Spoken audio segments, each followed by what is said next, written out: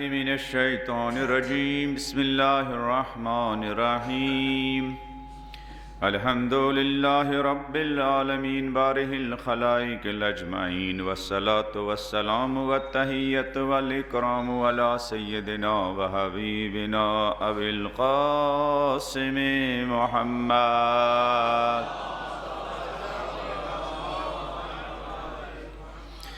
الذي بعث ليتمم مكارم الأخلاق وإنه لعلى خلق عظيم وعلى أهل بيته الطيبين الطاهرين المعصومين الذين أذهب الله عنهم الرجس وطهرهم تطهيرا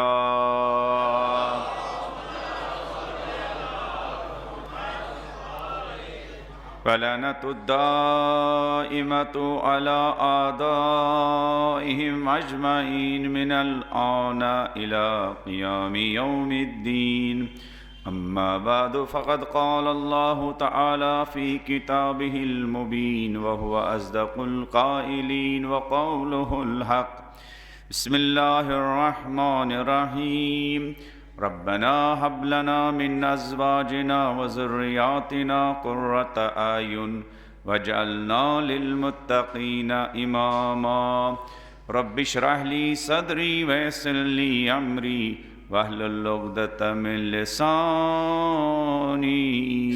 يفقهوا قولي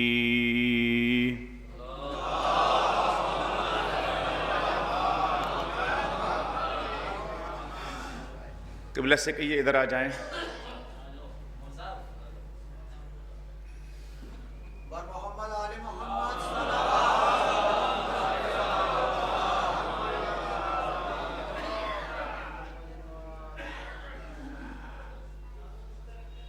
ہماری زندگی میں بہت سارے لوگوں کے احسانات ہیں جن کے صدقے ہم سانسیں لے رہے ہیں اور جن کے صدقے ہم زندگی کی منزلوں کو طے کرتے ہیں ہمارے مرحومین کے احسانات ہیں دین کے خدمت گزاروں کے احسانات ہیں ماں باپ کے احسانات ہیں معاشرے اور سوسائٹی میں علل اعلان یا چھپ کے بہت سارے دینی فلاحی تعلیمی تربیتی کاموں میں آگے رہنے والے جوانوں رضاکاروں اور سماجی کارکنوں کے احسانات ہیں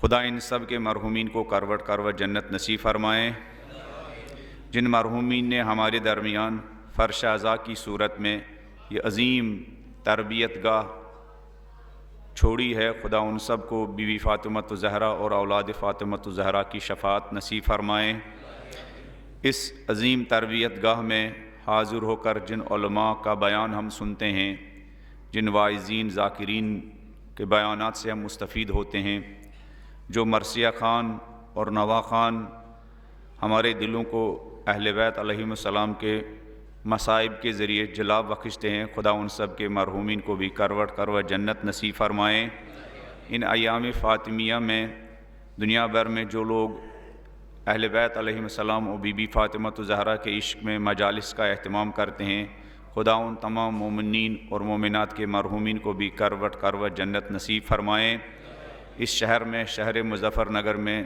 جہاں کہیں مجالس منعقد ہو رہے ہیں خداوند منان ان بانیان مجالس کے مرحومین کو بھی کروٹ جنت نصیب فرمائیں اس مسجد میں جو ان مجالس کے بانی ہیں خدا ان سب کے مرحومین کو بھی کروٹ جنت نصیب فرمائیں ان مجالس کے انعقاد میں چھوٹے کام سے لے کر بڑے کام میں جو نوجوان جو مومنین جو مومنات تعاون دے رہے ہیں خدا ان سب کے مرحومین کو بھی کروٹ جنت نصیب فرمائیں ان کی مشکلات کو آسان فرمائیں ان کی پریشانیوں کو دور فرمائیں اگر یہ لوگ بے روزگار ہو روزگار کا مسئلہ ہو کوئی پریشانی ہو خدا ایسے تمام لوگوں کے روزگار کے مشکلات کو آسان فرمائیں ان کے رزق میں ان کے کام میں ان کے تجارت میں برکت عطا فرمائیں محمد و آل محمد کے نور کے صدقے ان کے گھروں کو نورانی فرمائیں آپ مومنین کے گردن پر جن لوگوں کا حق ہے مجھ حقیر طالب علم کی گردن پر جن لوگوں کا حق ہے اگر وہ اس دنیا سے چلے گئے ہوں، قبروں میں سو رہے ہوں،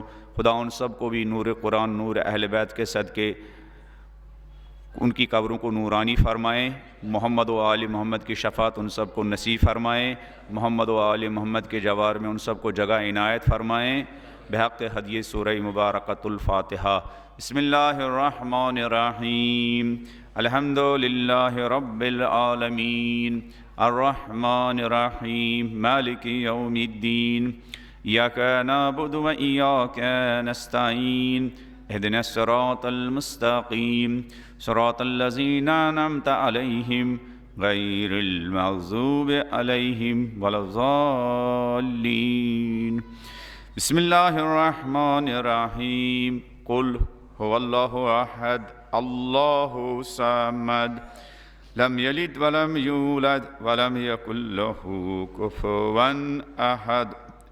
اپنی صحت و سلامتی کے لیے وہ خوش قسمت لوگ جن کے سروں پر ماں باپ کا آسمانی سایہ، رحمت کا سایہ، شفقت کا سایہ، وہ آسمانی رحمت کا سایہ آپ سب کے، ہم سب کے سروں پر تا دیر باقی رہنے کے لیے، اور اس آسمانی سائے کی ہم سب کے دلوں میں قدردانی کا احساس پیدا ہونے کے لیے، ہمارے آس پڑوس میں جو لوگ رہتے ہیں ان سب کی صحت و سلامتی کے لیے، پوری دنیا میں جو لوگ دین کی بے لوث خدمت انجام دے رہے ہیں ان دین کے خدمت گزاروں کی صحت و سلامتی کے لیے، خصوصاً فرزندان زہرا آیت اللہ عظمیٰ سیستانی، آیت اللہ عظمیٰ خامنئی، اور یہ جن وقت کے یزیدیوں کے مقابلے میں اس وقت برسر پیکار ہے، ان کے جانثار، ان کے انصار، جن یزیدیوں کے مقابلے میں سیریا میں، لبنان میں، عراق میں، ایران میں، فلسطین میں، دوسری جگہوں پر جن یزیدیوں کے خلاف ان فرزندان زہرا کے جانثار مصروف جہاد ہے، مصروف پیکار ہے، ان یزیدیوں کے مقابلے میں ان سب کو کامیابی، کامرانی نصیب ہونے کے لیے بلند آواز میں ایک صلوات پڑھ دیجیے۔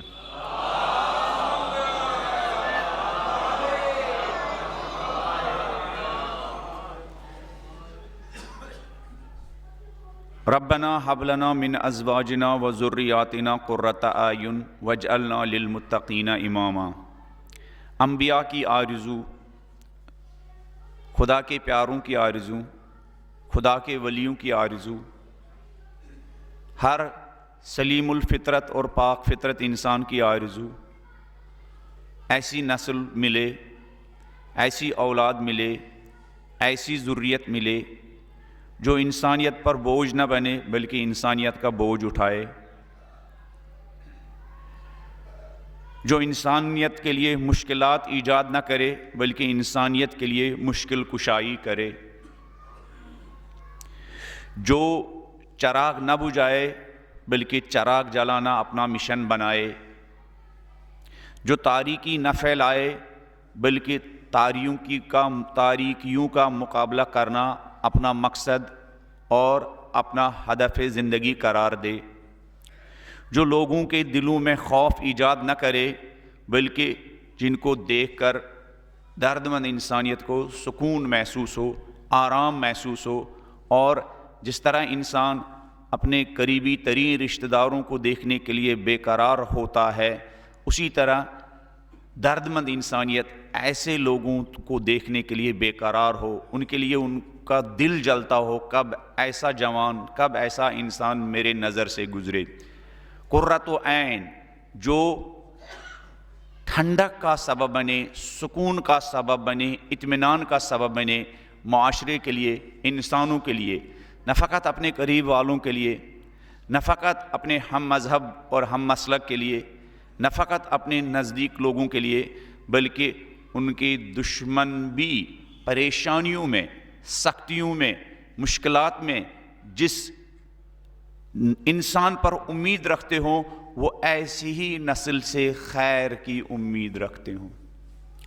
روئی زمین پر ایسی نسل فاطمۃ الزہرا سلام اللہ علیہا کی نسل،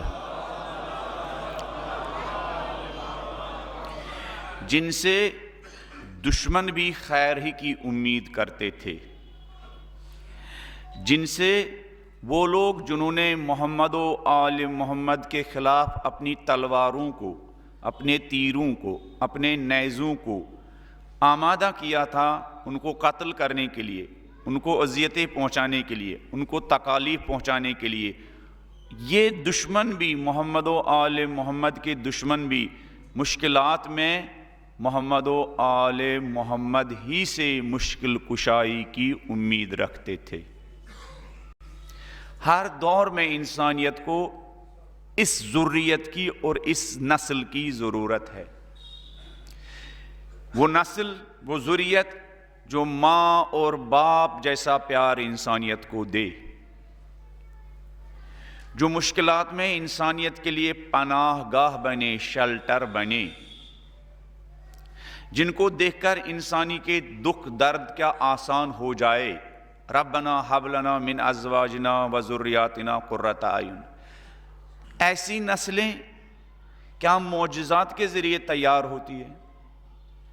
ایسی نسلیں کیا صرف دعا مانگ کر تیار ہوتی ہے؟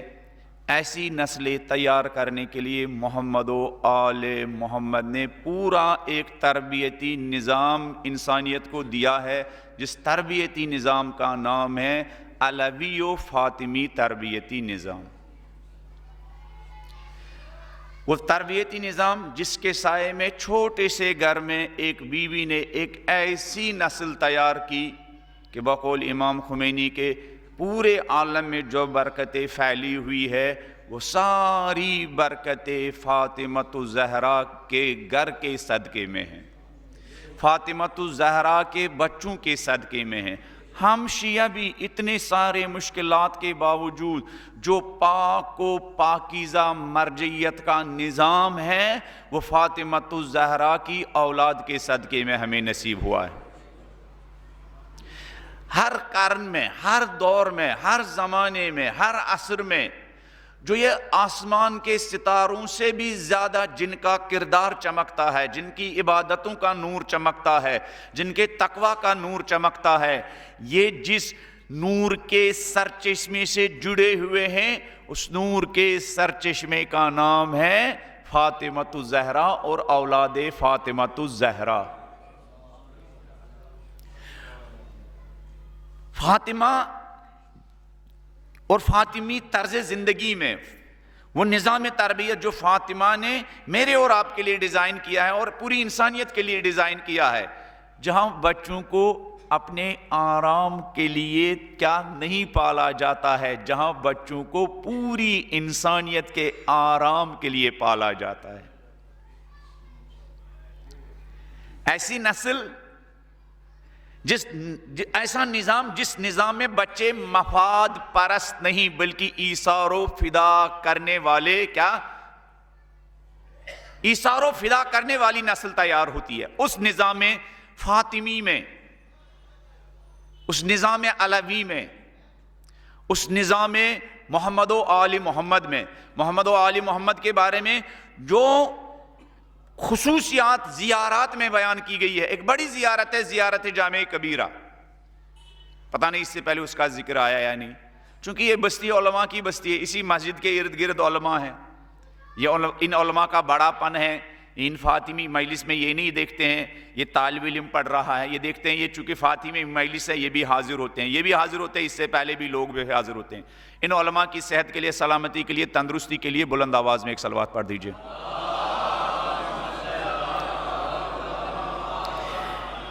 محمد و آل محمد کی جو خصوصیات بیان کی گئی ہے زیارت جامع کبیرہ میں وہ ہے ان ذکر الخیر کنتم اولو، جب بھی نیکیوں کا تذکرہ ہو تو سب سے پہلے محمد و آل محمد کا نام آتا ہے۔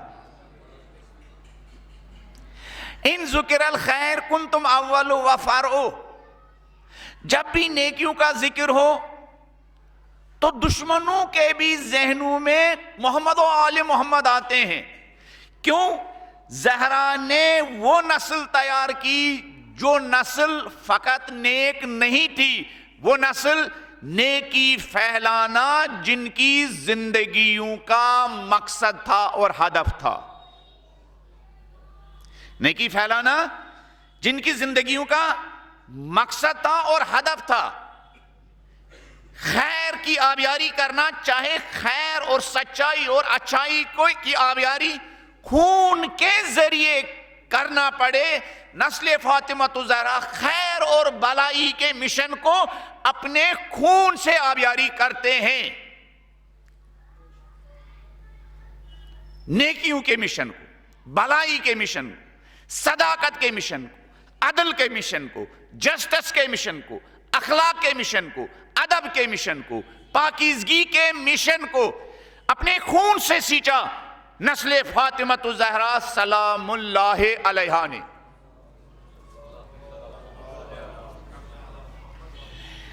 آج ہمارے معاشرے میں اگر ہماری یہ تمنا، یہ پاک تمنا، ہر انسان کی تمنا، ہم یہ چاہتے ہیں یہ تمنا پوری ہو،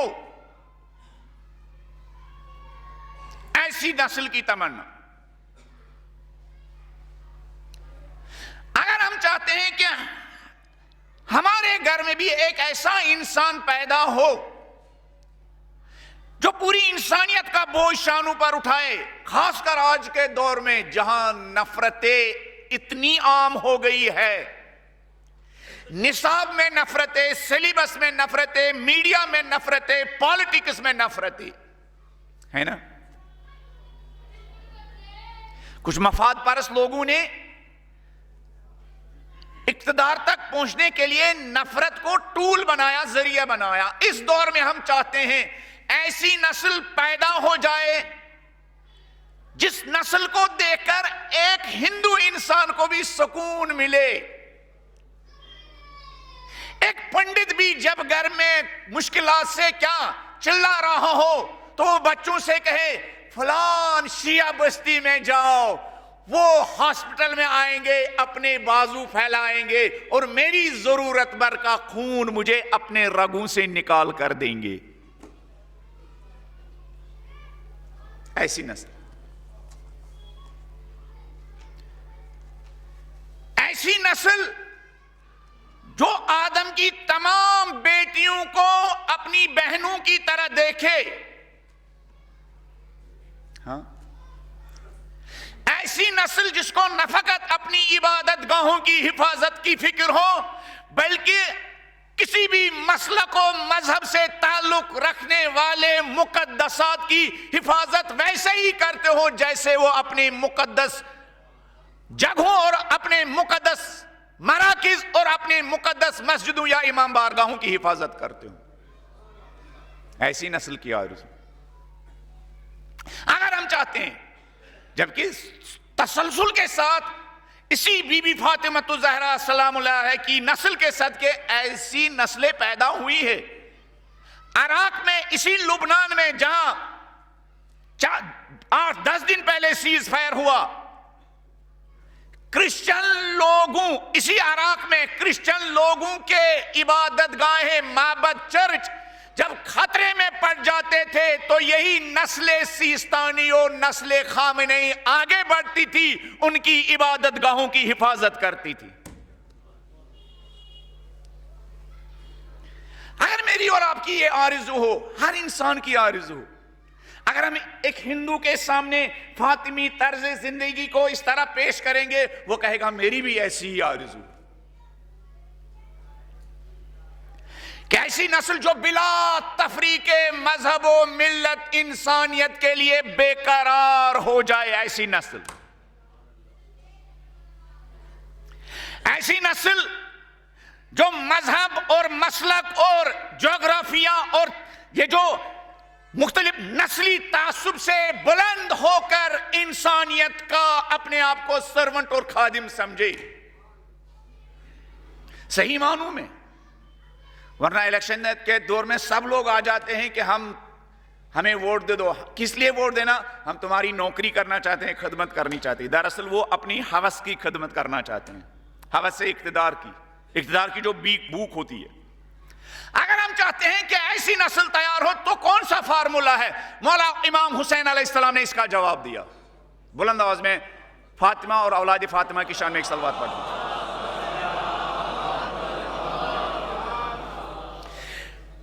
مفید نسل،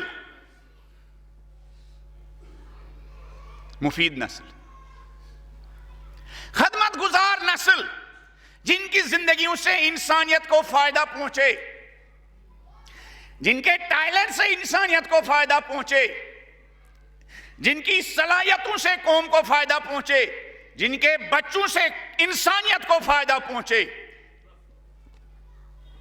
جن کے مال و دولت سے انسانیت کو فائدہ پہنچے، جن کے رگوں میں جو خون دوڑ رہا ہے وہ خون انسانیت کے کام آ جائے، جن کی فکریں کنٹینیوسلی انسانیت کی تعمیر کے بارے میں سوچتی ہو، انسانیت کی تعمیر کے بارے میں جو مسلسل سوچتے ہوں، جن کے ذہنوں میں ہمیشہ یہ پریشانی ہو کیا کیا جائے کہ ہم خدا کی اس امانت کو انسانیت کی فلاح و بہبود و رستگاری و تعمیر اور آباد کرنے کے لیے خرچ کرے۔ مولا امام حسین علیہ السلام فرماتے ہیں خمس من لم یکن فیہ شیء کثیر مستمتع۔ امام فرماتے ہیں 5 چیزیں ہیں جو انسان کی زندگی کے سرمایے کو مفید بناتے ہیں۔ کتنی چیزیں؟ 5 چیزیں۔ خمس، مولا فرماتے ہیں جس کے اندر 5 چیزیں نہ ہو وہ اس کی زندگی کا خود کے لیے بھی کوئی فائدہ نہیں پہنچے گا، نہ دوسری انسانیت کو اس کی زندگی سے کوئی فائدہ پہنچے گا۔ یعنی درواقع ایسی 5 چیزیں جن کی وجہ سے انسان کی طرح طرح کی صلاحیتوں کو، نعمتوں کو، سرمایہ کو کیا انسان اپنے لیے بھی مفید بنا سکتا ہے اور پوری انسانیت کے لیے مفید بنا سکتا ہے۔ انسانی سرمایہ کو خود انسان کے لیے اور پوری انسانیت کے لیے مفید بنانے والی چیزیں۔ خمس من لم یکن فیہ کثیر مستمتع، 5 چیزیں جس انسان کے اندر نہ ہو، جس قوم کے اندر نہ ہو، اس انسان کا اور اس قوم کا نہ خود اس قوم کو کوئی فائدہ پہنچتا ہے نہ انسانیت کو کوئی فائدہ پہنچتا ہے۔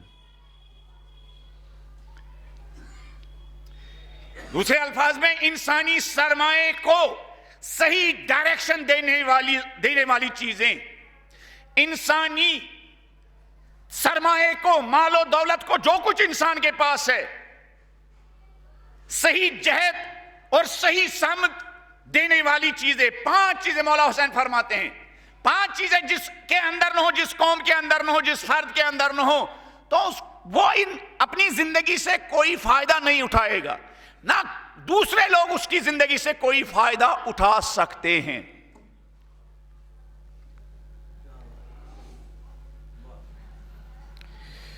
بلند انداز میں ایک اور صلوات پڑھ دیجئے۔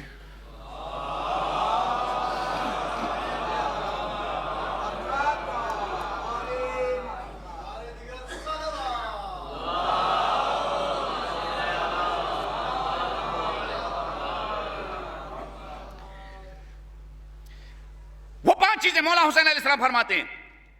العقل، پہلی چیز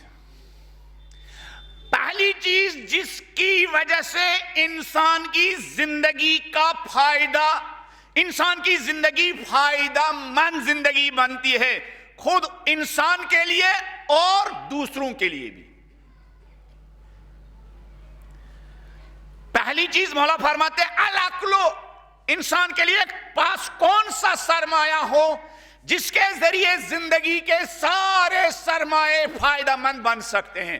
مولا فرماتے ہیں سارے سرمایے تب انسان کے لیے اور انسانیت کے لیے فائدہ مند بن سکتے ہیں جب انسان کے پاس عقل جیسا سرمایہ ہو۔ کون سا سرمایہ ہو؟ عقل جیسا۔ اس لیے کہ جس کے پاس عقل کا سرمایہ نہ ہو وہ سارے سرمایوں کو اپنے خلاف اور انسانیت کے خلاف استعمال کرتا ہے۔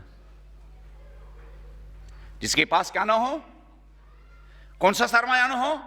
عقل کا سرمایہ نہ ہو، وہ اپنا سرمایہ اپنے خلاف اور انسانیت کے خلاف استعمال کرتا ہے۔ عقل کا سرمایہ جس کے پاس نہ ہو، اس کو لگتا ہے میں بناتا ہوں لیکن وہ بگاڑتا ہے، اگر امبانی کے پاس عقل کا سرمایہ ہوتا تو وہ 500 کروڑ روپے سے 5000 کروڑ روپے سے 5000 اسکول بنا سکتا تھا، ہے نا؟ بنا سکتا تھا نا؟ بنا سکتا تھا نا؟ تو یہ پیسہ امریکہ کی ناچنے والی عورتوں کے بجائے اسی گجرات اور اسی بمبئی میں کیا ٹین کے شیڈو میں رہنے والے لوگوں کے گھر بنانے کے کام آ سکتا تھا۔ نہیں آ سکتا تھا؟ نہیں آ سکتا تھا نا؟ اونٹوں کو بریانی کھلانے کے بجائے جو گجرات میں، جو بمبئی میں، جو پورے انڈیا میں کروڑوں لوگ ایک روٹی کے لیے ترستے ہیں، اور ہوٹلوں کے سامنے 200 300 لوگوں کی بھیڑ اسی گجرات میں، اسی بمبئی میں، اسی دلی میں ہوتی تو اونٹ کو بریانی اور کھچڑی کھلانے کی ضرورت نہیں ہوتی ہے، انسانوں کو اس غذا کی ضرورت ہوتی ہے نا؟ اور جس میڈیا کے پاس عقل نہیں ہوتی ہے وہ ایسے کم عقلوں کو پاس جاتے ہیں، وہ دیکھتے انہوں نے کیا پکایا ہے، وہ حیوان بھی حیوانوں کی غذا پھر کھا لیتے ہیں، ہے نا؟ ہے نا؟ اور پھر وہ یہ میڈیا والے حیوان ان پیسے والوں حیوانوں کی کیا تعریفیں کرتے ہیں اور ان کی گن گاتے ہیں، ہمارے بچے جانتے ہوں گے، ہے نا؟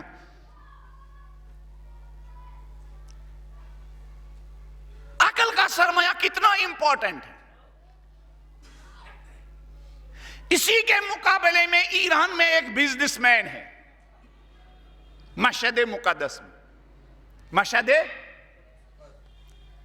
شاید علی رضا نام ہے، میری کسی ڈائری میں لکھا ہوگا۔ اتنا غریب تھا ایک زمانے میں کہ صبح اخبار خریدتا تھا اور چوراہے پر کھڑا ہو کر وہ اخبار بیچتا تھا، اور جو اس میں تھوڑا بہت پیسہ ملتا تھا اسی پیسے سے روٹی لیتا تھا، اور وہی روٹی سے اسی روٹی سے 4-5 بھائیوں کا اور ان کی ماں کا خرچہ چلتا تھا۔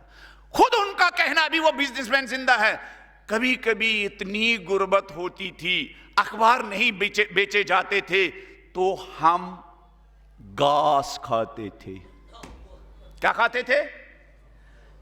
لیکن وقت بدلنے میں ٹائم، آج اتنا امیر آدمی ہے، اتنے بڑے بڑے کارخانے ہیں، 2000 لوگ اس کے پاس جاب کرتے ہیں۔ کیا کرتے ہیں؟ لیکن ان کی کمپنی میں، ان کے کارخانے میں جاب کے لیے اگر آپ اپلائی کریں گے تو وہ آپ کا پروفائل چیک کرتے ہیں کہ آپ نے کبھی جیل کاٹی ہے یا نہیں۔ کیا جیل کاٹی ہے یا؟ اگر آپ کے پروفائل میں لکھا ہے ہاں آپ نے 2 دن 3 دن 4 دن 1 مہینے 2 مہینے جیل میں کاٹے ہیں تو آپ کو جاب ملے گی۔ لیکن اگر آپ کے اس میں پروفائل میں لکھا ہے یہ نماز شب کا پابند ہے، 5 وقت کی نماز مسجد میں پڑھتا ہے، تب آپ کو جاب نہیں ملے گی۔ اس سے پوچھا گیا بھائی سارے لوگ جن کو کسی امپلائی کی ضرورت ہوتی ہے وہ دیندار اور ایماندار کی قید اور شرط رکھتے ہیں، آپ شرط رکھتے ہیں کہ نہیں اگر آپ نے کوئی کرائم کیا ہے، کوئی جرم کیا ہے، آپ کچھ دیر جیل میں رہے ہو، تو یہ علی رضا کہتے ہیں یہ جو جیل میں گئے ہیں چوری کی وجہ سے، کرائم کی وجہ سے، جرم کی وجہ سے، یہ بیچارے جرم نہیں کرنا چاہتے تھے، کرائم نہیں کرنا چاہتے تھے، غربت کی وجہ سے یہ کرائم کرنے کے لیے مجبور ہو گئے، اگر ان کو صحیح اور مناسب روزگار مل جائے یہ سارے وہ کرائم اور دنیائی جرم سے کیا واپس آ جائیں گے۔ سرمایہ دار اور سرمایہ دار۔ اچھا اس سے انٹرویو لیا جائے، خود لگژری زندگی نہیں گزار رہا ہے، اس کے بیٹے سے انٹرویو لیا گیا، اس کا بیٹا خود کرائے کے مکان میں رہتا ہے، جو ان 2000 لوگوں کو سیلری ملتی ہے اس کے بیٹے کو بھی وہی سیلری مل رہی ہے۔ اسے پوچھا گیا کیوں؟ کہا میں بیٹے کو یہ سبق سکھانا چاہتا ہوں کہ اپنے پاؤں پر کھڑے ہو جاؤ، باپ کے بلبوتے پر کھڑے مت ہو جاؤ۔ اپنے جیسے ہماری جنریشن کیا تیار ہو گئی ہے، بہت سارے لوگ پڑھائی نہیں کرتے ہیں، کیوں؟ ارے مجھے باپ کا کیا بزنس سنبھالنا ہے نا؟ عقل مند انسان دیکھو کیسے بجائے اس کے کہ اس سرمایہ سے انسان اپنے لیے آرام دہ زندگی گزارے، 2000 لوگوں کو جاب دیتا ہے، اور جو انسان لوگوں کو جیل سے نکال کر روزگار دے، ان کی روزگار کی پریشانی دور کرے، اس کو بھی فائدہ ملتا ہے، اس کی روح کو فائدہ ملتا ہے، اس کو بھی سکون ملتا ہے۔ وہ لوگ جو لگژری زندگی گزارتے ہیں ان کو بھی تھوڑا سا آرام ملتا ہے۔ کہاں جسموں کا آرام، کہاں روحوں کا آرام، کہاں جسموں کا آرام اور کہاں روحوں کا آرام۔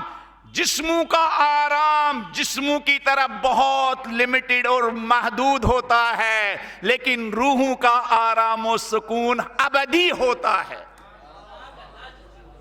سڑک کے چوراہے سے آپ جا رہے تھے، کسی بڑھیا نے آواز دی، ذرا بیٹا گھر میں کھانے کے لیے کچھ نہیں ہے۔ آپ گھر سے نکلے تھے روٹی لانے کے لیے، آپ نے وہ 2 روپیہ 10 روپیہ آدھا اس کو دیا، آدھا خود سنبھالا، اور اس کا ہاتھ بھی پکڑا، گھر تک جاتے جاتے گھر کے دروازے تک اس کو پہنچایا۔ بڑھیا نے آپ کو خدا حافظی کرتے وقت دعائیں بھی دی۔ جب ملک الموت بھی آئے گا نا، اس بڑھیا کی وہ دعائیں اور وہ منظر ہمیشہ آپ کی نگاہوں کے سامنے رہے گا، اور آپ کے دل سے آواز آئے گی، کاش میں نے زندگی بھر ایسے ہی لوگوں کے دل جیتے ہوتے، ہے نا؟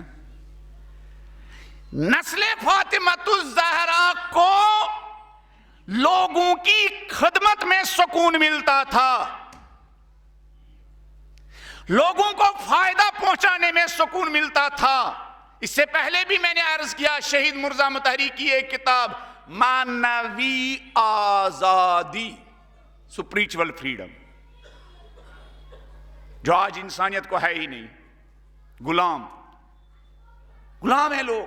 بظاہر بہت سارے لوگ جو آزاد ہیں وہ غلام ہیں، 54 اسلامی ملک غلام ہے، یورپ بھی غلام ہے، امریکہ بھی غلام ہے، اور جو بھی ان کی نوکری کرتے ہیں وہ بھی غلام ہیں۔ کہ 50,000 سے زیادہ لوگوں کو قتل کرنے والا اور 20,000 لوگوں کو قتل کرنے والا، اور دنیا سے کوئی آواز نہیں اٹھ رہی۔ یہ آزاد لوگ ہیں، یہ غلام لوگ۔ غلام کس کے؟ اپنے انٹرسٹس کے۔ غلام کس کے؟ اپنے سیاسی اور اقتصادی فائدوں کے۔ اگر ہم چاہتے ہیں زندگی کا سرمایہ اپنے حقیقی فائدے کے لیے، ہمارا حقیقی فائدہ حیوانیت کا فائدہ نہیں ہے، ہمارا حقیقی فائدہ ہماری حیوانیت کا فائدہ نہیں ہے، ہمارا حقیقی فائدہ اپنی روحانیت کا فائدہ ہے۔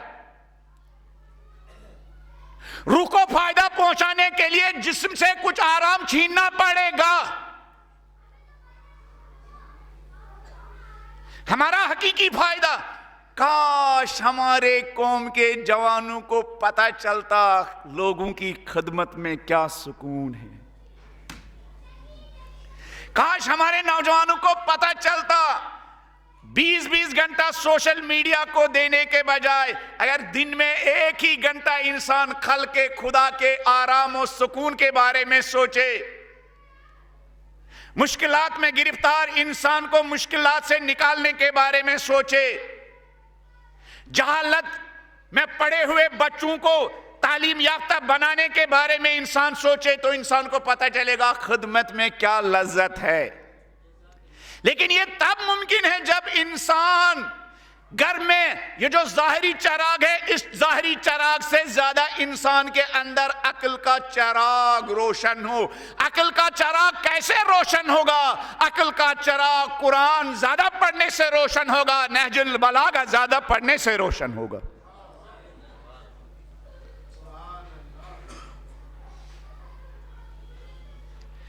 عقل کا چراغ جو آپ کی زندگی کو، آپ کے ٹیلنٹ کو، آپ کی ان سانسوں کو صحیح ڈائریکشن دے۔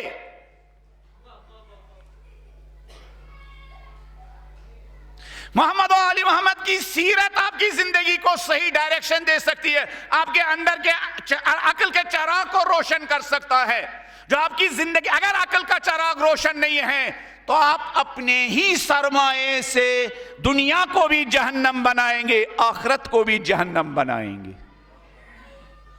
اگر عقل کا چراغ روشن نہیں۔ اس لیے نہج البلاغہ کے شاعر علامہ محمد تقی جعفری فرماتے تھے، پوری دنیا کی حکومتیں جو سرمایہ مختلف میدانوں پر خرچ کرتی ہیں، جو بجٹ مختلف کاموں کے لیے معین کرتے ہیں، اگر اس کا 10% بجٹ اور سرمایہ انسانوں کی عقلوں کو پروان چڑھانے کے لیے خرچ کرتے تو پوری انسانیت کے سارے مسائل حل ہو جاتے۔ علامہ محمد تقی جعفری۔ اگر اس رشوت لینے والے، کسی آفس میں کام کرنے والے کا عقل کا چراغ روشن ہوتا تو وہ رشوت تو دور کی بات، اپنی سیلری سے، اپنی تنخواہ سے، اپنے ٹیبل پر کچھ مٹھائیوں کا، ایک کپ چائے کا انتظام کرتا اور آنے والے لوگوں کی سیوا اور خدمت کرنے کو اپنے لیے باعث فخر سمجھتا۔ اگر آنے والے ٹیبل پر بیٹھنے والے ایک ملازم کا عقل کا چراغ روشن ہوتا، اس کو انسانیت کی خدمت کرنے کا، فائدہ پہنچانے کا، سرونٹ بننے کی امپورٹنس کا پتہ ہوتا، وہ 1 گھنٹہ لیٹ نہیں آتا، آدھا گھنٹہ پہلے آتا، آدھا گھنٹہ لیٹ نکلتا، کہ خدمت کو غنیمت سمجھتا، رشوت کو اپنے لیے باعث ذلت و رسوائی سمجھتا، ہے نا؟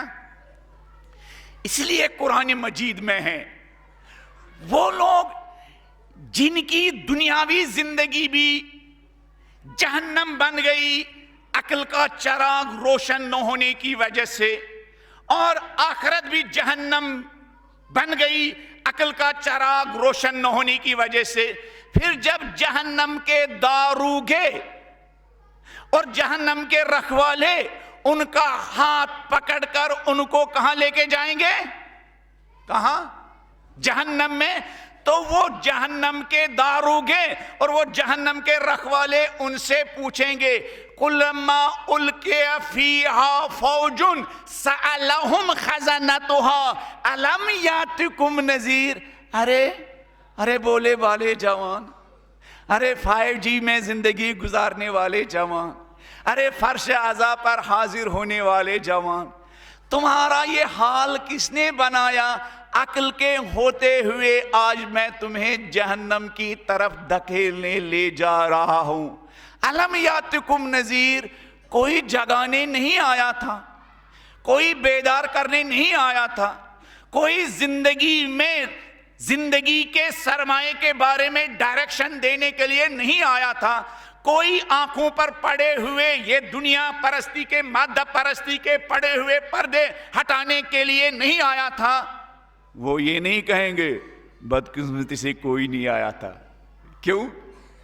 یہ چاپلوسی یہاں چلے گی، وہاں چاپلوسی سے کام۔ وہ کیا کہیں گے؟ قالو بلا، ارے داروغہ صاحب آئے تو تھے، جگانے والے آئے تھے، بیدار کرنے والے آئے تھے، اصلاح کی باتیں کرنے والے آئے تھے، ڈرانے والے آئے تھے، حقیقت کی طرف لے جانے والے آئے تھے۔ تو پھر وہ آئے تھے تو کیا کیا تھا؟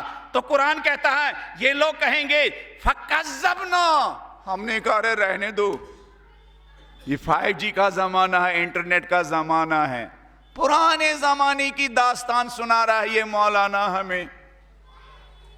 ہمیں ایسا بیان سناؤ کہ پورا مجمع کیا جھوم اٹھے۔ ہمیں تو ایسے لوگ پسند تھے جن کی مجلس میں ہمیں فیلنگ ہوتی تھی، کیا نماز، کیا روزہ، کیا شخصی ذمہ داری، کیا ذمہ داری، علی علی کہو اور علی بننے کی ضرورت۔ تو یہ لوگ کہیں گے کالو قد جانا نذیر، ارے آئے تو تھے، فکذبنا، ہم نے ان کو جھٹلایا، ہم نے ان کو جھٹلایا، ہم نے ان کو جھٹلایا. یہ تبلیغ کرنے والی جماعت، یہ اصلاح کرنے والی جماعت، یہ نصیحت کرنے والی جماعت، یہ ممبر پر ڈاکہ ڈالنے والی جماعت، یہ ممبر جو فضائل کے لیے ہیں، ممبر پر غاصبانہ قبضہ کرنے والی جماعت. فکذبنا، ہم نے ان سب کو جھٹلایا، ہم نے سب ان کو جھٹلایا، ہم نے ان کو ممبر پر بیٹھنے بھی نہیں دیا. فکذبنا ما نزل اللہ من شیء، ہم نے صاف انکار کیا، ہم نے ان کو جھوٹا کہا. ارے جھوٹو، یہ سب باتیں مت کہو، علی والوں کی تقدیر میں جنت لکھی ہوئی ہے، چاہے گناہ کا بوجھ کتنا بھی بڑا ہو. جس علی نے، جس محمد نے، جس آل محمد نے زندگی بھر گناہوں کا مقابلہ کیا، انہیں کے نام پر سرکشی کرنے والے ہمیں پسند تھے. ان انتم الا فی ضلال کبیر. ہم ان جگانے والوں سے کہتے تھے تم لوگ تو گمراہ ہو چکے ہو، تم لوگ تو وہابی بن چکے ہو، تم لوگ تو آزاداری کے مخالف ہو، تم لوگ تو اہل بیت کے دشمن ہو، تم لوگ تو سعودیہ سے فنڈنگ لیتے ہو، تمہیں تو امریکہ نے پروموٹ کیا شیعت میں اختلاف ڈالنے کے لیے. قالو ان انتم الا فی ضلال کبیر، تم تو بہت بڑے گمراہ ہو، ایک نمبر کے گمراہ ہو. جیسے بہت سارے اصلاح کرنے والے علماء کی درجہ بندی کی گئی ہے، اسی یو پی میں، اسی دلی میں، اسی بنگلور میں، اسی چنئی میں نمبرنگ کی گئی ہے. یہ ایک نمبر کا گمراہ الیاذ باللہ. جگانے والوں کو، لیکن پھر یہ کیا کہیں گے؟ وقالو، میں ہو سکتا میرا بھی یہی حال ہو وہاں. پھر قرآن کہتا ہے وقالو، یہ جہنم کے ان داروگا سے کہیں گے، وقالو لو کننا نسمع او ناقل ما کننا من اصحاب السعیر. ارے ایک بڑی اور بنیادی غلطی یہ ہو گئی دنیا میں، بہت ساری غلطیوں میں جو ہماری بنیادی غلطی تھی. لو کننا نسمع، ہم نے بیداری کا پیغام نہیں سنا، جگانے والوں کا پیغام نہیں سنا.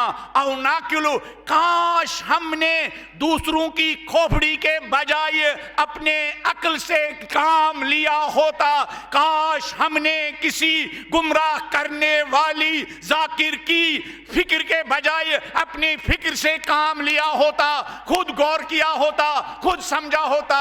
ما کننا من اصحاب السعیر، آج ہمارا ٹھکانہ جہنمیوں کے ساتھ نہ ہوتا.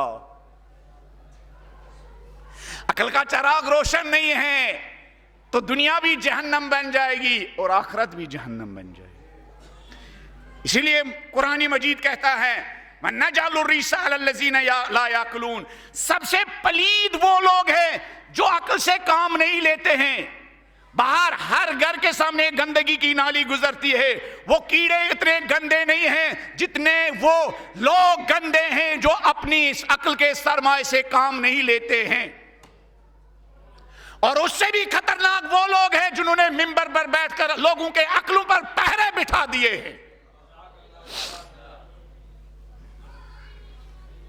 جنہوں نے عقل کے، اہل بیت عقلوں کے امام و پیشوا ہے. عقلوں کو بیدار کرنے والے اماموں کا نام ہے محمد و آل محمد، اور عقلوں کو بیدار کرنے والی کتاب کا نام ہے قرآن مجید، اور عقلوں کو جگانے والی کتاب کا نام ہے نہج البلاغہ.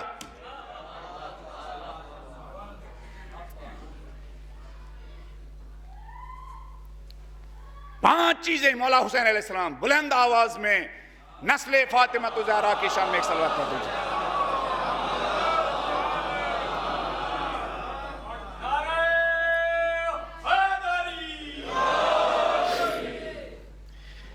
یہ مجلس، اگر صرف یہ مجلس ہی صحیح طریقے سے بیان ہو، عقلوں کو جگانے کے لیے یہی کافی ہیں. ابھی ہم ایک بورڈنگ میں گئے ہوئے تھے تو وہاں کے انچارج کہہ رہے تھے ماں باپ 2-2, 3-3 کلو بادام لے کے آتے ہیں ہم سمجھتے ہیں نسلیں بادام کھا کر کیا بن جاتی ہے؟ نسلیں بادام کھا کر کیا ہو جاتی ہے؟ عقل مند بنتی ہے۔ نسلیں بادام کھا کر ذہین نہیں بنتی ہے۔ نسلیں اپنے بارے میں اور خلق خدا کے بارے میں غور و فکر کرنے سے بیدار ہوتی ہے۔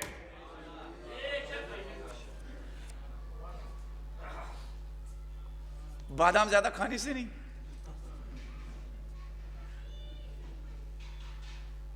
تدبر کرنے سے، غور و فکر کرنے سے۔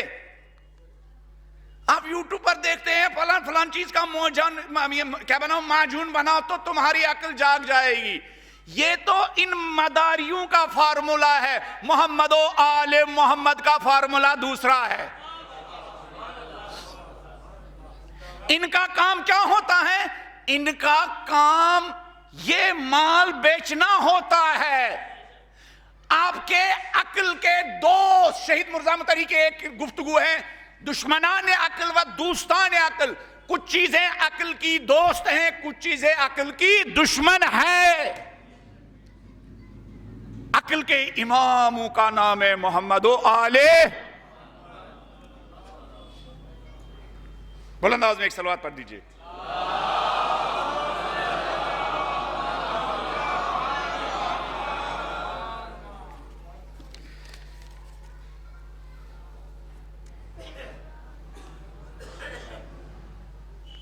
زیادہ غور و فکر کرنے سے، کہاں غور و فکر کرے مولانا؟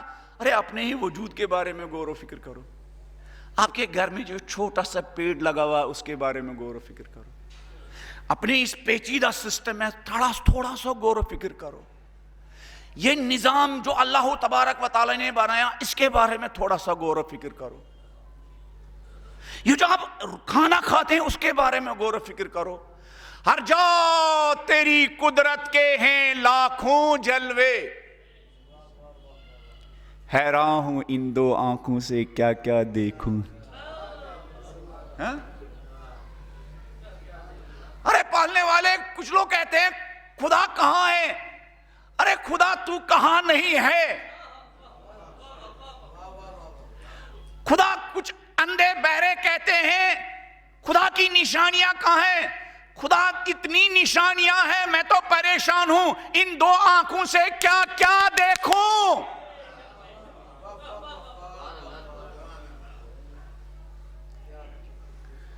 علامہ کی اہلیہ کے بارے میں کہ جب علامہ تفسیر نمونہ لکھتے تھے تو ان کی اہلیہ بیچ بیچ میں چائے کا ایک کپ یا بیچ بیچ میں کچھ فروٹ لے کے جاتی تھی، انگور کا گچھا لے کے جاتی تھی، اور پھر آدھا ایک گھنٹہ 2 گھنٹے کے بعد پھر جاتی تھی وہ پلیٹ لینے کے لیے، اور پھر وہ دیکھتی تھی علامہ کے ہاتھ میں وہ انگور کا گچھا ایسے ہی پڑا ہوا اور علامہ غور سے اس کو دیکھ رہے ہیں۔ تو علامہ کی اہلیہ ان سے کہتی تھی، حاج آقا یعنی قبلہ مولانا صاحب، ارے یہ دیکھنے کی چیز نہیں ہے، یہ کھانے کی چیز ہے۔ تو علامہ ان سے کہتے تھے، محترمہ کھانے سے پیٹ بھرتا ہے اور اس پر غور و فکر کرنے سے روح تازہ ہو جاتی ہے۔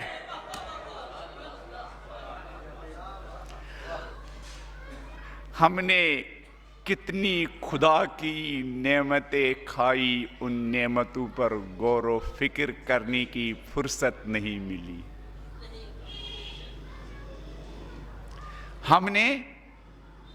ہم بھی سمن بکمن امیون کی مثال ہے۔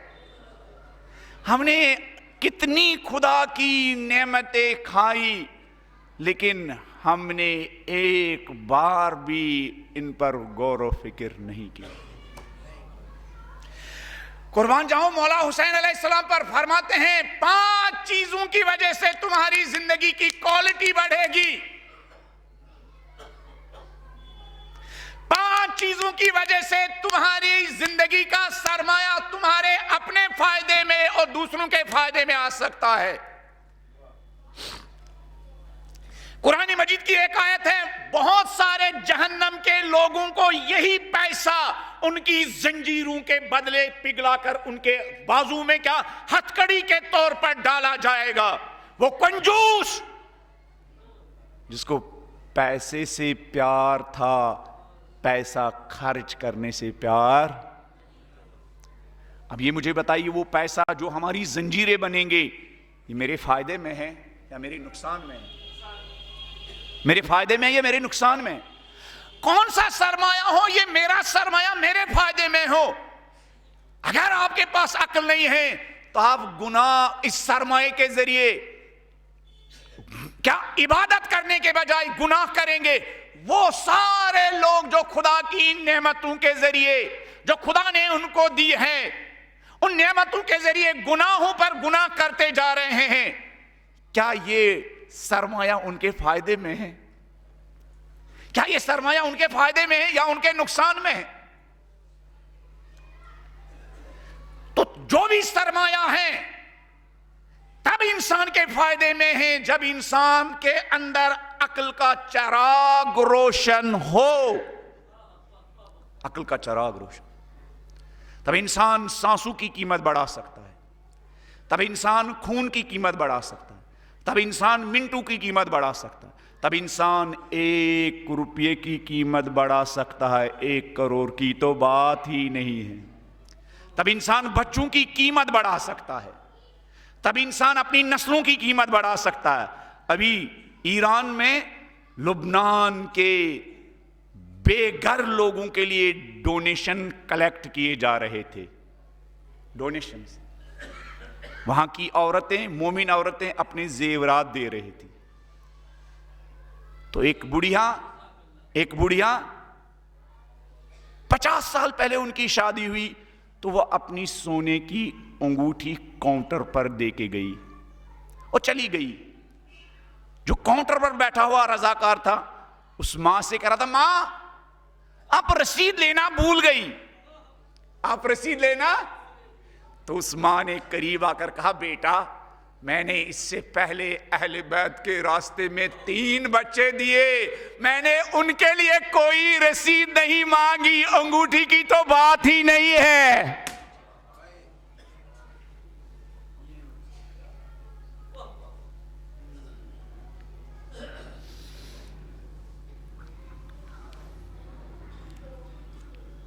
یہ ماں دیکھو، ان کی فیلنگ دیکھو۔ میں مظفر نگر آیا، اگر نیکسٹ ٹائم نہیں بلائیں گے تو پہلی شکایت ہوگی، کتنے احسان فراموش ہو تم لوگ۔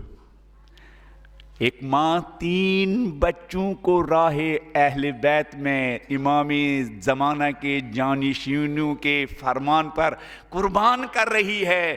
فیلنگ یہ ہے کہ ارے کیا رسید، کس انگوٹھی کی رسید لے لوں، میں نے بغیر رسید کے 3 بچے قربانی کرنے کے لیے بھیجے ہیں۔ یہ جذبہ ان ماؤں کا، یہ فکر ان ماؤں کی، یہ کون سی مائیں ہیں جو اسلام سے باج نہیں لیتی ہے، جو اسلام سے باج نہیں لیتی ہے، جن کی زبانوں پر ہر دم یہ ہوتا ہے، حق تو یہ ہے کہ حق ادا نہیں ہو۔ یہ جذبہ ان کی عقلوں کا چراغ کیوں روشن ہوا ہے؟ اس لیے کہ صحیح معنوں میں کربلا اور محمد و آل محمد سے جڑی ہوئی نسل ہے۔ بالکل محسوس ہوتا ہے اس ماں کے سامنے جو آئیڈیل ہے، وہ آئیڈیل بی بی زینب کبریٰ ہے۔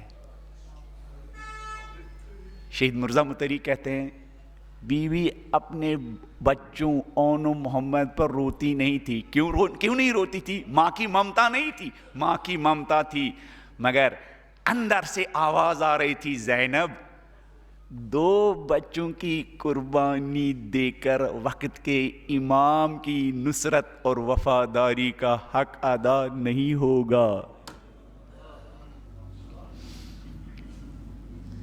امام کا حق اتنا بڑا ہے، کہ اگر اونو محمد جیسے 10 بچے بھی امام کے راستے میں قربان کرے تو امام پر کوئی احسان نہیں ہے. ہماری پوری زندگی ہمیں امام کے صدقے ملتی ہے. ان سانسوں کی بھی زکوٰۃ دینی ہے, ان جوانیوں کی بھی زکوٰۃ دینی ہے. لہذا یہ خاتون کہتی ہے ارے کیا رشید, کہاں پہنچایا ان کو کربلا نے, کہاں پہنچایا ان کو زہرا نے, کہاں پہنچایا ان کو اجتہاد نے, کہاں پہنچایا ان کو سالڈ لیڈرشپ نے, اور کہاں پہنچایا ہمیں اجتہاد اور مجتہدین کی بغاوت کی وجہ سے. کہاں پہنچے ہم, کہاں پہنچے وہ, کہاں ان کی ماؤں کی فیلنگ, کہاں ہماری ماؤں کی فیلنگ, کہاں ان کی ماؤں کی بلند پروازی, کہاں ہماری کیا پست فکریں, کہاں ان کا میدان میں 70 لاکھ کے قریب ایران کی ایک خاتون نے زیورات لبنان کے علی والوں کے لیے وقف کیے. کتنے سن رہے ہیں, دیکھ نہیں رہے ہیں آپ انہی دنوں میں. یہ کون سی قوم ہے, یہ وہ قوم جن کی عقلوں کا چراغ روشن ہے. اور یہ عقلوں کا چراغ کس نے روشن کیا؟ ایک بیدار رہبر نے, جس بیدار رہبر کا نام تھا خمینی. یہ عقلوں کا چراغ روشن کیوں ہوا؟ یہ عقلوں کا چراغ روشن ہوا اس لیے کہ اس قوم کے اوپر جو لیڈرشپ سایہ فگن ہے وہ کربلائی لیڈرشپ ہے, وہ عاشورائی لیڈرشپ ہے, وہ فاطمہ کی مجلسوں سے جڑی ہوئی لیڈرشپ ہے. وہ لیڈرشپ خود مجلس میں حاضر ہوتی ہے, وہ لیڈرشپ خود 3 گھنٹہ فرش عزا پر بیٹھتی ہے, 5 دن بیٹھتی ہے. کن کی طرح بیٹھتی ہے؟ فقیروں کی طرح, محتاجوں کی طرح, کہ یہی دروازہ ہے, یہی فرش عزا ہے جہاں ہمارے دردوں کی دوا ہوگی, جہاں ہمارے دردوں کی دوا ہوگی, جہاں ہمارے مشکلات آسان ہو جائیں گے.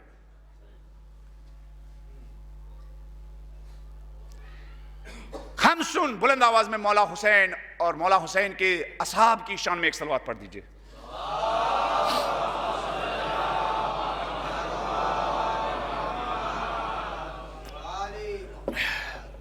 ہم سن من لم تکن فی لم یکن فیہ کثیر مستمتع.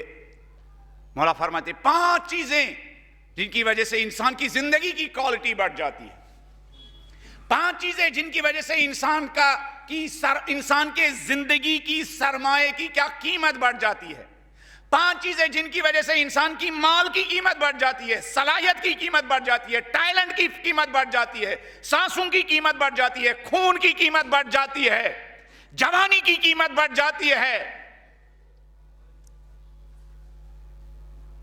پہلی چیز مولا فرماتے ہیں العقل. جب انسان کے اندر عقل کا چراغ روشن ہو, عقل کا چراغ روشن ہوگا تو ہمارے نوجوانوں کی یہ فکر نہیں ہوگی, لڑکیوں کی یہ فکر نہیں ہوگی جہیز کتنا بڑا ہے, داماد کی فکر یہی نہیں ہوگی کہ بیوی کتنا بڑا جہیز لے کے آئی, تو فکر یہ ہوگی. اسی ایران میں 1 سال پہلے شادی ہوئی 2 ڈاکٹر لوگوں کی, دلہن بھی ڈاکٹر تھی اور دولہا بھی کیا تھا؟ ڈاکٹر تھا. مہر پتہ ہے کیا رکھا گیا؟ مہر پتہ ہے کیا رکھا گیا؟ تو اس عورت نے, اس ڈاکٹر لیڈی نے, اس لیڈی ڈاکٹر نے کہا ڈاکٹر صاحب مہر پیسہ نہیں, مہر سونا نہیں, مہر چاندی نہیں. کہا پھر محترمہ کا کیا؟ کہا مہر یہ ہے کہ میں اور آپ 1000 انسانوں کا فری آپریشن کریں گے.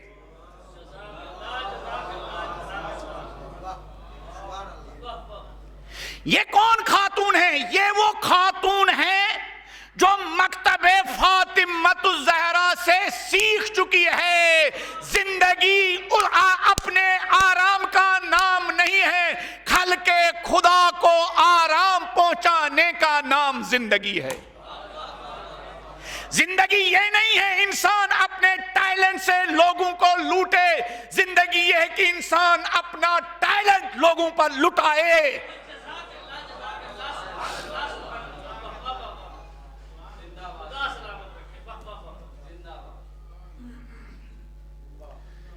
اس لیے امام خمینی نے کہا پہلی چیز بیداری ہے، پہلی چیز یہ ہے کہ یہ عقل فنکشن کرتی ہے یا نہیں۔ بہت سارے لوگ چلے جاتے ہیں لیکن ان کی اس عقل کا کیا کبھی اس کو فنکشن میں، سماج میں ہزاروں رسم و رواج کی وجہ سے۔ بی بی زہرا نے خطبہ فدق کے ذریعے مہاجروں انصاروں کی عقلوں پر پڑے ہوئے پردوں کو ہٹانے کی بے پناہ کوشش کی۔ اس خطبے میں بی بی فاطمہ الزہرا نے اللہ اکبر، لوگوں کو جگانا بھی آسان نہیں ہے، لوگوں کو جگانا بھی آسان نہیں ہے۔ لوگوں کو جگانے کے لیے جب امام کو گھر میں بند کیا جائے تو فاطمہ اور نسل فاطمہ الزہرا کی خواتین بھی میدان میں اترتی ہے، مردوں کے شانہ بشانہ بیداری کا پیغام دیتی ہے۔ مہاجروں انصار کو فاطمہ الزہرا سمجھاتی ہے تمہارے شانوں پر نبی نے پوری دنیا تک دین کا پیغام دینے کی ذمہ داری ڈالی تھی اور تم لوگ خلافت کے چکر میں پڑ گئے ہو، تم بھول گئے ہو غدیر میں میرے بابا نے علی مرتضیٰ کو اپنے ہاتھوں پر بلند کیا تھا۔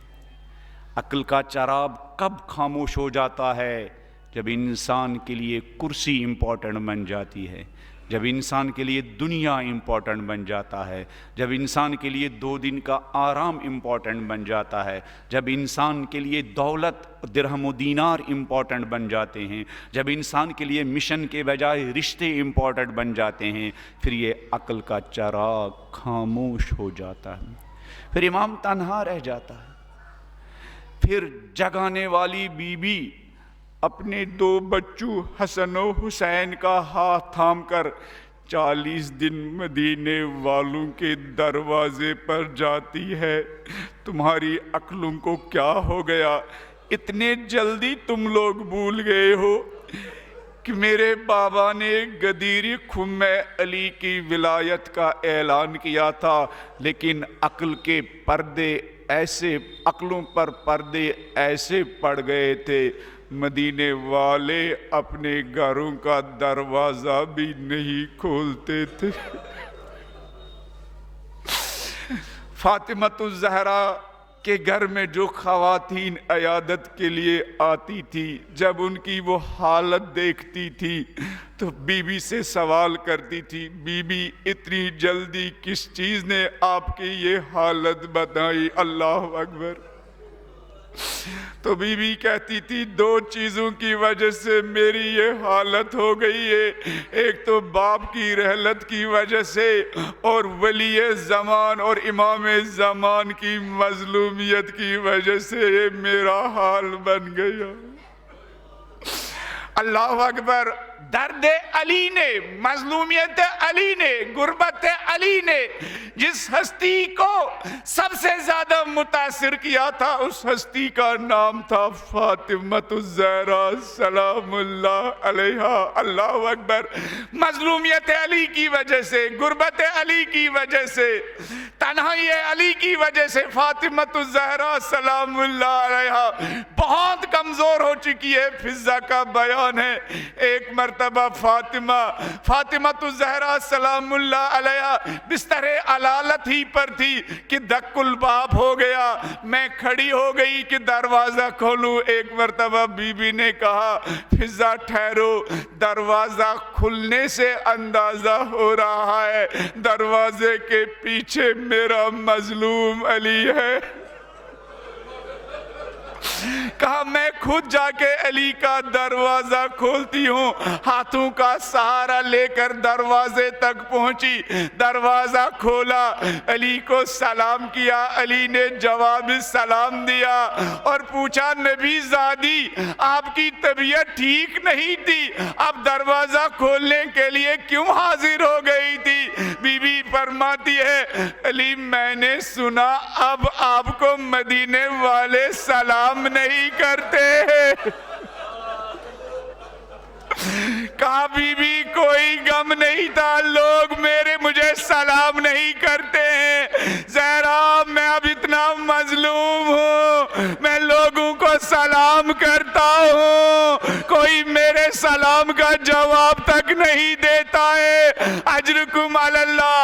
زہرا کا وقت آخر تھا, ایک مرتبہ علی کو بلایا اور ولی سے وصیت کرنے لگی, علی رات کے اندھیرے میں مجھے غسل دینا, علی رات کے اندھیرے میں مجھے کفن پہنانا, علی رات کے اندھیرے میں مجھے دفن کرنا, علی جب میری قبر پر آنا تو میری قبر پر قرآن بھی پڑھنا, علی میرے بچوں کا خیال رکھنا, حسن و حسین زینب و ام کلثوم کا خیال رکھنا.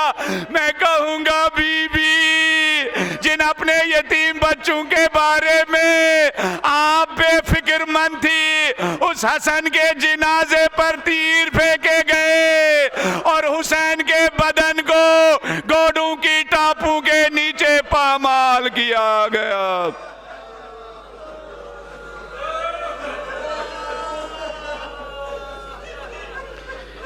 لعنت اللہ علی القوم الظالمین وَسَيَعْلَمُ الَّذِينَ ظَلَمُوا أَيَّ مُنْقَلَبٍ يَنْقَلِبُونَ. إِنَّا لِلَّهِ وَإِنَّا إِلَيْهِ رَاجِعُونَ. رضا بقضائه وتسلیما لأمره. پالنے والے جن مرحومین کی تربیت کے طفیل میں فرش عزا اور فرش عزا کے آداب و اطوار سے آشنا ہوئے, پالنے والے ان مجالس کے صدقے ان سب کو کروٹ کروٹ جنت نصیب فرما. پالنے والے جن مرحومین نے انگلی پکڑ کر ہاتھ تھام کر فرش عزا پر آنے کے آداب و اطوار سکھائے, پالنے والے ان مجالس کے ثواب کے صدقے ان سب کی قبروں کو نورانی فرما. پالنے والے وہ مرحومین جنہوں نے ہم سب کی دین کے لیے ایمان کے لیے زحمت برداشت کی, نور قرآن نور اہل بیت کے صدقے ان کی قبروں کو نورانی فرما. پالنے والے وہ ذمہ داریاں جو محمد و آل محمد نے ہماری شانوں پر ڈالی, پالنے والے ان ذمہ داریوں کو انجام دینے کی توفیق عطا فرما. پالنے والے ایسے کردار جو کردار وقت کے امام کو پسند آئے, ایسا کردار بنانے کی توفیق عطا فرما. پالنے والی ایسی جوانی پاک و پاکیزہ جوانی جو امام زمانہ کے کام آئے, ایسی پاک و پاکیزہ جوانی بسر کرنے کی توفیق عطا فرما. پالنے والے ایسا علم جو امام زمانہ کے مشن کی آبیاری کا سبب بنے, پالنے والے ایسا علم حاصل کرنے کی توفیق عطا فرما. پالنے والے وہ مال جو امام زمانہ کے راستے میں خرچ ہو, پالنے والے ایسا مال ہم سب کو کمانے کی توفیق عطا فرما. پالنے والے ایسے گھر جن گھروں میں امام زمانہ کی نسل تربیت پائے, پالنے والے ایسا گھر بسانے کی توفیق عطا فرما. پالنے والے مومنین میں سے جو مشکلات میں گرفتار ہے ان کی مشکلات کو آسان فرما, جو پریشان حال ہے ان کی پریشانی دور فرما, جو مختلف محاذوں پر مسجدوں میں, امام بارگاہوں میں, ممبروں پر, حوضات میں, دینی اسکولوں میں, مختلف سینٹرز میں خدمات انجام دے رہے ہیں, پالنے والے ملت کے خدمت گزاروں کی توفیقات میں اضافہ فرما. پالنے والے وہ انسان جن کا ہماری گردنوں پر حق ہے, اگر وہ زندہ ہے پالنے والے ان کا سایہ ہم سب کے سروں پر دراز فرما. پالنے والے ملت کے رہبر و رہنما خصوصاً فرزندانی زہرا آیت اللہ عظمیٰ خامنئی آیت اللہ عظمیٰ سیستانی، پالنے والے ان فرزندانی زہرا کا سایہ اس ملت پر دراز فرما، پالنے والے ان کے جانثار سیریا میں جن وقت کے درندوں کے مقابلے میں کھڑے ہیں، پالنے والے ولایت و مرجعیت کے ان پاسبانوں کی کامیابی کامرانی نصیب فرما، پالنے والے امام زمانہ کی مشن کی آبیاری کے لیے ہم سب کو اپنی صفوں میں اتحاد بھائی چارگی قائم کرنے کی توفیق عطا فرما۔ ماتم حسین۔